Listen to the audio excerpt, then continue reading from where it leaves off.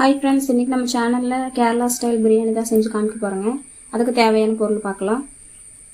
கரம் மசாலா, தயிர், பின்ன நெய் வேணும், பின்ன பட்டை, கிராம்பு, ஏலக்காய், முந்திரி, திராட்சை, ஆயில் வேணும். ஒரு 6 பெரிய வெங்காயம் எடுத்துக்கணுங்க. பின்ன ஒரு 4 தக்காளி, பின்ன ஒரு லெமன், கொஞ்சம் இஞ்சி, பூண்டு கொஞ்சம் அதிகமாக வேணும், பச்சை மிளகா இது போதும். பின்ன சிக்கன் வாஷ் பண்ணி வச்சுருக்கோங்க. இது 1 kg இருக்கும். நான் இன்றைக்கி 2 கிலோவில் பிரியாணி பண்ணி காமிக்க போகிறேன். இதில் வந்துட்டு பிரியாணி ரைஸ் இருக்குது, அரிசி 6 கிளாஸ் எடுத்திருக்கேன். இந்த கிளாஸில் 6 கிளாஸ் எடுத்திருக்கேன். தண்ணி அளவு 1 கிளாஸ் அரிசிக்கு 1.5 கிளாஸ் தண்ணி ஊற்றணும். பின்ன இந்த அரிசியை வந்துட்டு நம்ம கழுகி ஒரு 5 நிமிஷம் தண்ணியிலே வைக்கணுங்க. அதுக்கப்புறம் வடிச்சிட்டு வச்சிடணும். சமைக்கும்போது எடுத்துக்கலாம். தண்ணியோட வைக்கக்கூடாது, 5 நிமிஷம் தான் தண்ணியில் இருக்கணும். அதுக்கப்புறம் நம்ம வடிச்சிடணும். சரிங்களா? அடுத்தது மஞ்சள் பொடியும் பின்ன மிளகா பொடியும், புதினா கொஞ்சம், கொத்தமல்லி கொஞ்சம் தேவைப்படுதுங்க. இதுதான் தேவையான பொருட்கள். வெங்காயத்தை இந்த மாதிரி ஸ்லைஸ் பண்ணி எடுத்துக்கோங்க. பின்ன இஞ்சி, பூண்டு, பச்சை மிளகா இந்த மாதிரி ரொம்ப ஃபைன் பேஸ்ட்டு அரைக்காமல் கொஞ்சம் கொரப்பாக அரைச்சி வச்சுக்கோங்க. பின்ன லெமன் தேவைப்படுது. பின்ன புதினா லாஸ்ட்டில் தான் தேவைப்படும், அதனால தான் நான் காமிக்கலை. புதினா லாஸ்ட்டில் தேவைப்படும். ரைஸ் வந்து கழுகி வச்சுருக்கோங்க. 5 நிமிஷம் இங்கே இருக்கட்டும். 5 நிமிஷம் கழிச்சிட்டு இந்த தண்ணியை வடிச்சிட்டு நம்ம அப்படியே வைக்க போகிறோம். பின்ன இந்த சிக்கன் வந்துட்டு மேக்னேட் பண்ணணும். அதுக்கு தேவையான பொருள் பார்க்கலாம். இப்போ சிக்கன் மேக்னேட் பண்ணிக்கலாங்க. சில்லி பொடி 2 ஸ்பூன் போட்டுக்கோங்க. டீஸ்பூனில் 2 டீஸ்பூன். அடுத்தது மஞ்சள் பொடி, அது ஒரு 1/4 டீஸ்பூன் போட்டால் போதுங்க. அடுத்தது கரம் மசாலா, அது ஒரு டீஸ்பூன், அது ஒரு டீஸ்பூன் போட்டுக்கோங்க. அடுத்து வந்துட்டு தயிர் வேணும். தயிர் வந்துட்டு அது கொஞ்சம் 1 ஸ்பூன் அளவா அதில் ஊற்றிக்கோங்க. அதுக்கு அடுத்தது வந்துட்டு ஒரு 1/2 லெமன் கட் பண்ணி வச்சுக்கோங்க. அதில் ஒரு 1/2 லெமன், இதில் 1/2 லெமன் ஜூஸ் வந்துட்டு இதில் ஆட் பண்ணணும். லெமன் ஜூஸ் சீட்ஸுக்கு என்ன விழுவு போதுங்க, வெறும் ஜூஸ் மட்டும் ஆட் பண்ணால் போதும். நல்லா ஆட் பண்ணிவிட்டு அடுத்தது உப்பு போட்டுக்கலாம். உப்பு கரெக்டான அளவு போட்டுக்கோங்க. ஏன்னா நம்ம வந்துட்டு ரைஸ்லேயும் உப்பு சேர்த்த போகிறோம், பின்ன மசாலா, பின்ன சில்லியிலும் உப்பு சேர்த்த போகிறோம். அதனால் கரெக்டாக அளவாக போட்டுக்கோங்க. 1 kgக்கு எவ்வளோ வருமோ அவ்வளோ போட்டுக்கோங்க. இப்போ மிக்ஸ் பண்ணிக்கலாம். சிக்கன் மிக்ஸ் பண்ணி வச்சாச்சுங்க. அது அப்படியே ஒரு 1/2 hour அப்படியே இதாகட்டும். மசாலாலாம் இறங்கட்டும். அதுக்குள்ளார ஒரு 1/2 hour அப்படியே வச்சிடலாம். கேஸ் ஆன் பண்ணிவிட்டு பிரியாணி பாத்திரம் வச்சுக்கோங்க. அது சூடாகட்டும். சூடானதும் இப்போ நெய் ஊற்ற போகிறோம்.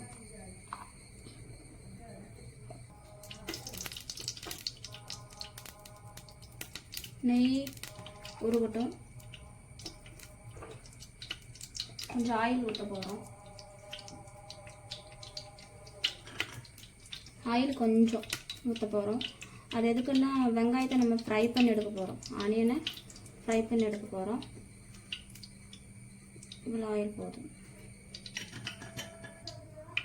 வெங்காயத்தை கொஞ்சம் ஃப்ரை பண்ண போகிறோம்.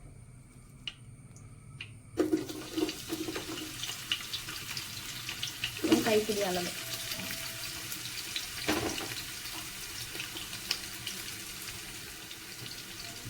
இது நல்லா வதங்கட்டும்.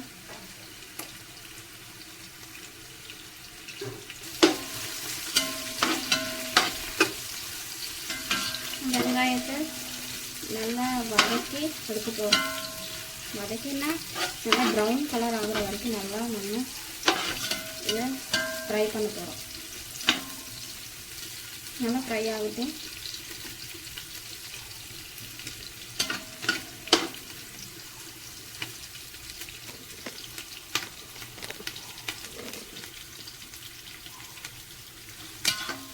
நல்லா கோல்டன் ப்ரௌன் கலர் வரும்போது நம்ம எடுத்துடலாம்.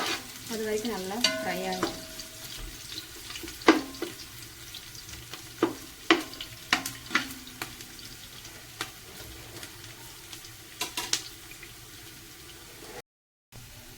இந்த மாதிரி வெங்காயம் ப்ரௌன் கலர் ஆகிற வரைக்கும் நல்லா வறுத்துக்கோங்க. போது இப்போ எடுத்துடலாம். அது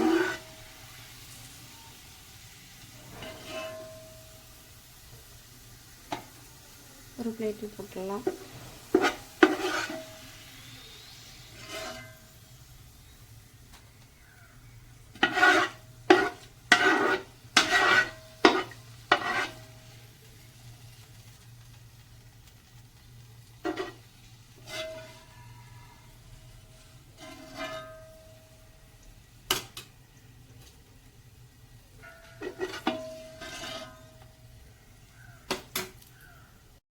அடுத்து இதே ஆயிலில் நம்ம முந்திரியும் திராட்சையும் ஃப்ரை பண்ணி எடுக்க போகிறோம்.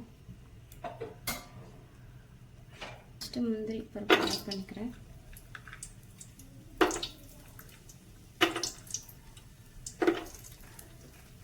இது நல்லா ஃப்ரை ஆகட்டும்.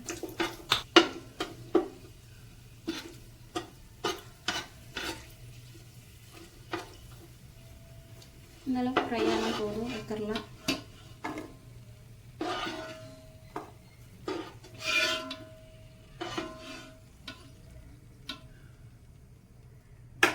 அடுத்து திராட்சை ஃப்ரை பண்ணிக்கலாம்.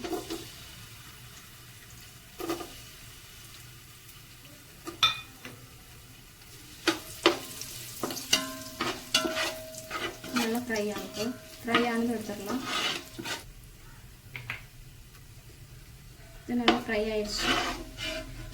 இதையும் ஒரு பிளேட்டுக்கு ட்ரான்ஸ்ஃபர் பண்ணிடலாம்.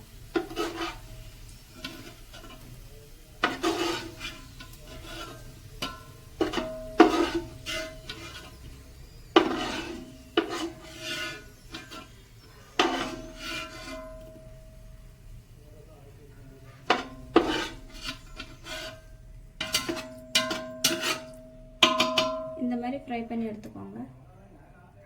முந்திரி, திராட்சை, வெங்காயம் இது மூணையும் இந்த அளவுக்கு ஃப்ரை பண்ணி எடுத்து வச்சுக்கோங்க. இது ஆறட்டும். இதே ஆயிலில் நம்ம பட்டை, கொஞ்சம் கிராம்பு,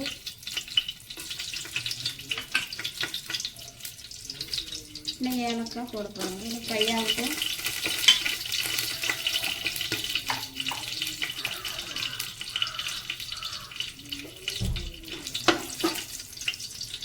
நல்லா ஃப்ரை ஆகட்டும்.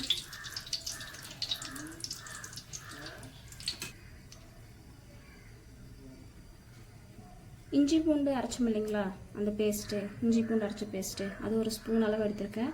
இதுதான் நல்ல ஃப்ளேவர் கொடுக்கும் பிரியாணி ரைஸுக்கு. இது போட்டுக்கலாம். இதை ஆட் பண்ணிவிட்டு நல்லா ஃப்ரை பண்ணிடுவோம்.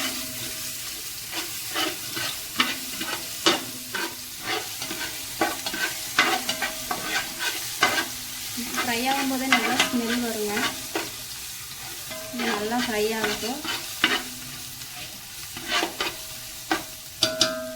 இது நல்லா ஃப்ரை ஆகி அந்த ஸ்மெல் வரும்போது நம்ம ரைஸ் ஆட் பண்ணிடலாம். அதில் முக்கியமான விஷயங்க, ரைஸில் கொஞ்சம் கூட தண்ணி இருக்கக்கூடாது.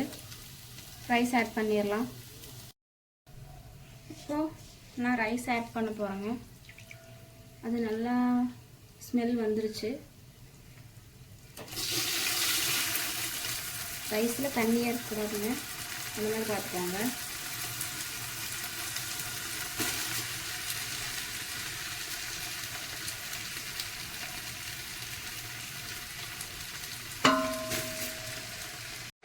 இந்த பிரியாணி ரைஸை இதுலேயே நல்லா ஃப்ரை பண்ணுங்க. நெய்யிலேயே நல்லா ஃப்ரை ஆனதும் நல்லா ஃப்ரை ஆகட்டுங்க. ஃப்ரை ஆனதும் நம்ம இதில் தண்ணி சேர்த்துக்கலாம். நான் ஃபஸ்ட்டே சொல்லியிருந்தேங்க, ஒரு டம்ளர் அரிசிக்கு 1.5 டம்ளர் தண்ணின்னு சொல்லியிருக்கேன். நான் மொத்தம் 6 கிளாஸ் எடுத்திருக்கேன். அதில் 9 கிளாஸ் தண்ணி சேர்க்க போகிறேங்க. தண்ணி அளவு கரெக்டாக இருக்கட்டும். இதில் தண்ணி சேர்த்துட்டேங்க. 9 கிளாஸ் தண்ணி சேர்த்துருக்கேன். பின்ன லெமன் புழிஞ்சு விட்றேங்க. லெமன் ஆட் பண்ணதும் நம்ம உப்பு போட்டுக்கலாம். இதில் இப்போ உப்பு சேர்த்துக்கலாங்க. உப்பு கரெக்டான அளவு, ஒரு டீஸ்பூன்னு நினைக்கிறேன்.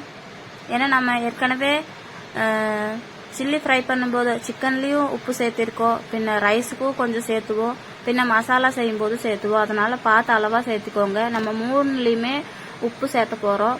அதனால எல்லாத்துலேயுமே கொஞ்சம் கொஞ்சமாக லிமிட்டாக சேர்த்தா போதும். பின்ன மிக்ஸ் பண்ணிக்கோங்க.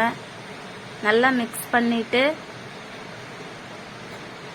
க்ளோஸ் பண்ணி வச்சுக்கலாம். நல்லா மிக்ஸ் பண்ணிவிட்டு ஒரு கொதி வர வரைக்கும் ஹை ஃப்ளேமில் வச்சுட்டு அதுக்கப்புறம் சிம்மில் மாற்றிக்கோங்க. சிம்மில் மாற்றி வச்சுட்டு வேக வைங்க. இடையில ஓப்பன் பண்ணி ரைஸை கலச்சி விடுங்க. மிக்ஸ் பண்ணுங்க. அப்போ தான் ரைஸ் நமக்கு நல்லா வெந்து கிடைக்கும். இப்போ நான் க்ளோஸ் பண்ணிக்க போகிறேன். தட்டு க்ளோஸ் பண்ணிட்டேன். இடையில மிக்ஸ் பண்ணிக்கோங்க. அது நல்லா வேகட்டும்.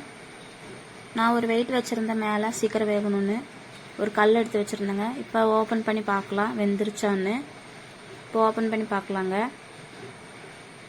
ரைஸை கலச்சி விடணும். மிக்ஸ் பண்ணி விடணுங்க. மிக்ஸ் பண்ணால் ரைஸ் வெந்துருச்சு. 90% வெந்துருச்சுக்குங்க. அது நல்லா மிக்ஸ் பண்ணிவிட்டு பின்னையும் தட்டு வச்சு க்ளோஸ் பண்ணிக்கலாம். க்ளோஸ் பண்ணிவிட்டு மறுபடி வெயிட் வைக்கலாம். அது மேலே வெயிட் வச்சுட்டு கேஸை வந்துட்டு சிம்மில் வச்சுக்கலாம். சிம்மில் வச்சு அது அப்படியே ஒரு 10 மினிட் வேகட்டுங்க. அதுக்கப்புறம் ரைஸ் நமக்கு குக்காகி கிடைக்கும். 10 நிமிஷம் ஆயிடுச்சுங்க. கேஸ் ஆஃப் பண்ணிக்கலாம். ரைஸு வெந்துருக்குங்க, அதனால் ஆஃப் பண்ணிக்கலாம். நெக்ஸ்ட்டு வந்துட்டு நம்ம மசாலா செய்ய போகிறோங்க. அதுக்கு ஃபஸ்ட்டு நம்ம கேஸ் ஆன் பண்ணிக்கலாம். கேஸ் ஆன் பண்ணிவிட்டு ஒரு கடாய் ஒன்று வச்சுக்கோங்க. கடாய் சூடாகட்டும்.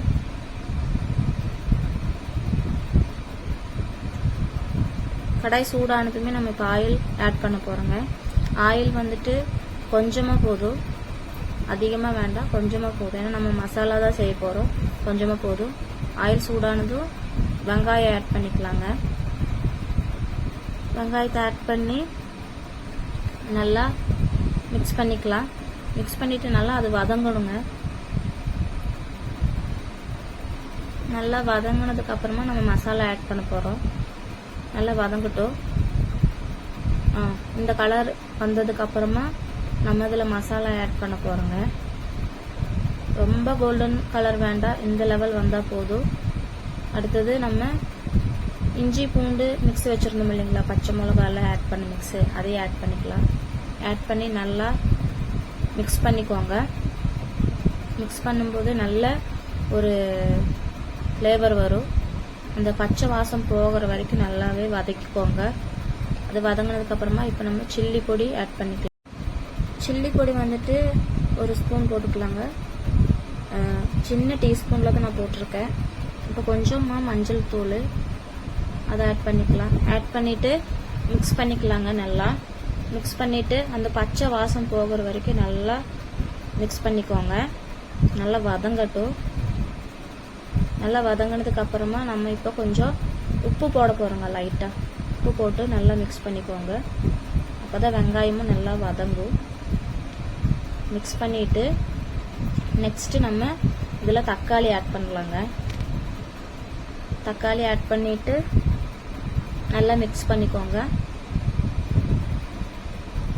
நல்லா மிக்ஸ் பண்ணி அது நல்லா வேகட்டும். தக்காளி நல்லா மிக்ஸ் பண்ணி விட்டுக்கோங்க. நல்லா வேகட்டும்.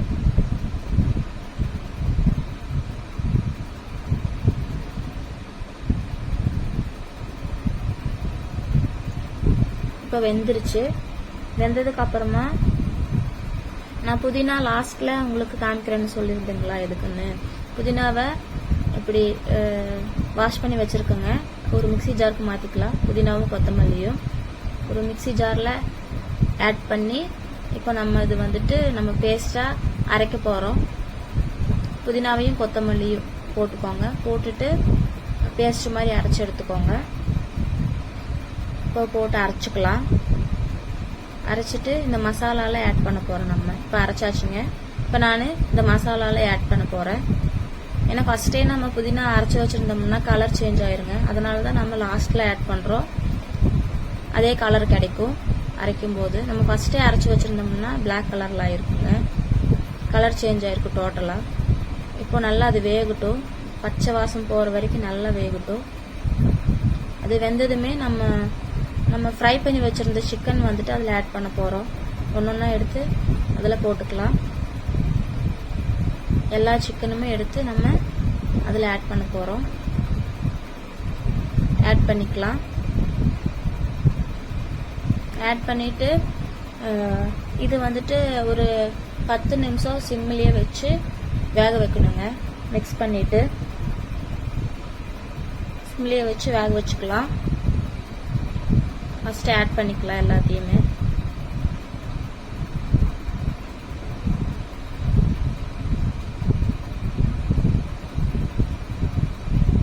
ஆட் பண்ணியாச்சுங்க. இப்போ மிக்ஸ் பண்ணலாம். நல்லா மிக்ஸ் பண்ணிக்கோங்க. மிக்ஸ் பண்ணிவிட்டு உப்பெல்லாம் கரெக்டாக இருக்கான்னு செக் பண்ணிக்கோங்க. மசாலாவில் செக் பண்ணிக்கோங்க. நான் ஃபஸ்ட்டே சொல்லியிருந்தேங்க, ரைஸ்லேயும் நம்ம உப்பு சேர்த்து தான் செஞ்சுருக்கோம்.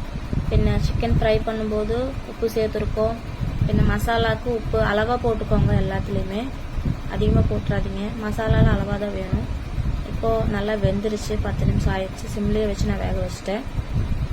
வெந்துருச்சு. இப்போ இந்த லெவலுக்கு போதும். நம்ம கேஸ் ஆஃப் பண்ணிக்கலாம். அடுத்தது வந்துட்டு ரைஸ் நான் ஒரு பவுலுக்கு மாற்றிட்டேன். பின்ன முக்கியமான விஷயம் நான் காமிக்க மறந்துட்டேன். நமக்கு ஒரு 1/2 டம்ளர் பால் வேணும். பின்ன மஞ்சத்தூள் வேணும். மஞ்சத்தூள் கொஞ்சமாக போட்டு ஆட் பண்ணிக்கோங்க. இது வந்துட்டு நல்ல ஒரு ஃப்ளேவர் கொடுக்கும் ரைஸ்க்கு. பின்ன கலரும் கொடுக்கும். இப்போ நம்ம அதே பிரியாணி பாத்திரத்தில் நெய் ஊற்றிக்கலாம். ஃபஸ்ட்டு நான் கேஸ் ஆன் பண்ணலைங்க, வெறும் பாத்திரம் தான். அதில் நெய் ஊற்றிக்கலாம். ஊற்றிட்டு அடுத்தது வந்துட்டு ரைஸ் ஆட் பண்ண போகிறதுல ரைஸ் கொஞ்சமாக ஆட் பண்ணிக்கலாம். ஆட் பண்ணிட்டு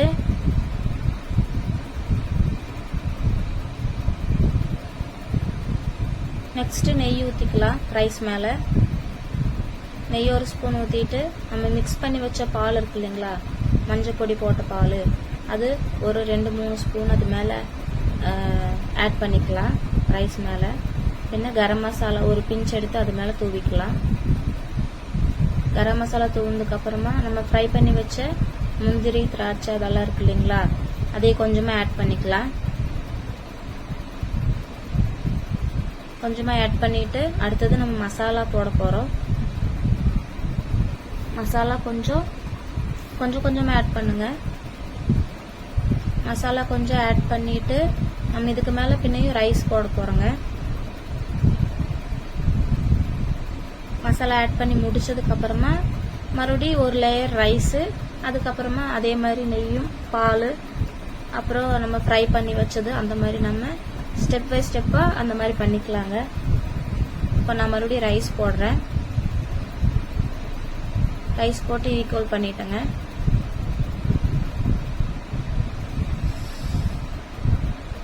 ரைஸ் போட்டுட்டு நல்லா லெவல் பண்ணி விட்டுக்கோங்க. நெக்ஸ்ட் வந்துட்டு அதே மாதிரி பால் ஊற்றுறேன். நம்ம மிக்ஸ் பண்ணி வச்ச பால். அடுத்தது நெய் ஊற்றுறேங்க.